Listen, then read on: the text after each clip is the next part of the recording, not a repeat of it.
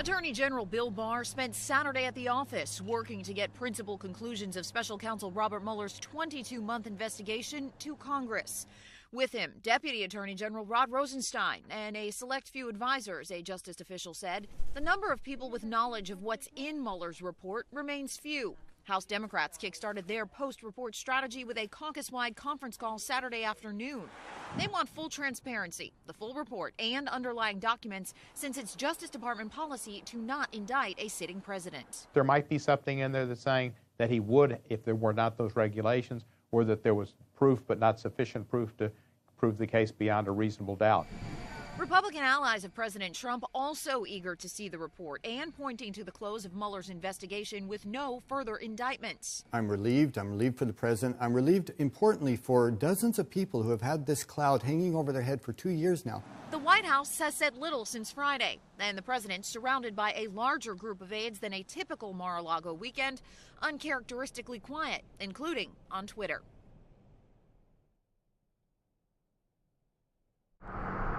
As the president spent the day on a Florida golf course, the attorney general spent the day reading a report that could define Donald Trump's presidency.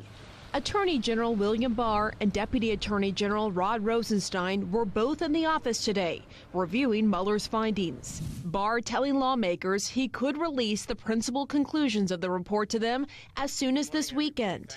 Tonight, as the wait for information continues, Justice Department officials say one thing is clear. There will be no more indictments related to the Russia probe. The White House seizing on that as a victory. President Trump attending a Republican fundraiser Friday, seated next to Senator Lindsey Graham, who went on the attack against the other candidate in the 2016 election, Hillary Clinton, saying, quote, "We're going to make sure both campaigns are looked at," prompting chants of lock her up from other attendees. The president came to Florida flanked with his legal team, bringing along White House lawyer Emmett Flood, who's responsible for the response to the Russia investigation. And just hours before the announcement that Mueller was finished, there was no collusion, there was no obstruction, everybody knows it. It's all a big hoax. I call it the witch hunt. It's all a big hoax. President Trump continued his attacks on the investigation, telling Fox Business Americans will not accept a negative review. It's always interesting to me because a deputy that didn't get any votes appoints a man that didn't get any votes. He's going to write a report on me. People will not stand for it. Even though the president did call for the release of the report this week, let it come out. Let people see it. That's up to the Attorney General. Barr has previously refused to commit to providing Congress with a full report and said that DOJ rules prevent him from sharing damaging information about individuals not charged with crimes. All I can say right now is my goal and intent is to get as much information out as I can, consistent with the regulation. But Democrats are demanding the report be made public in its entirety and have threatened a subpoena to get it. The American people have a right to the truth. The watchword is transparency. In conclusion, the president himself has called without qualification for the report to be made public. There is no reason on God's green earth why Attorney General Barr should do any less.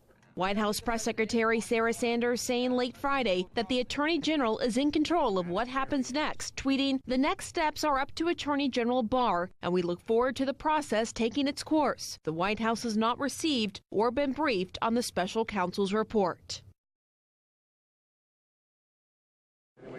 It took 675 days, but now special counsel Robert Mueller's report on the Russia probe is finished, and lawmakers could learn of the principal findings as soon as this weekend.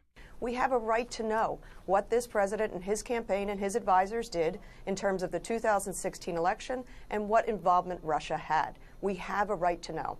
As for what's exactly in this report, that's still an unknown. But what is known is President Trump never sat for an interview with the special counsel. The Department of Justice never overruled any Mueller requests. Plus, the investigation led to 199 criminal counts, 37 people and entities charged, 7 people pleading guilty, 5 people sentenced to prison, and 1 person convicted at trial. The special counsel is not recommending any further indictments either, according to a senior justice official. The report needs to be released as fully as possible, as soon as possible to Congress.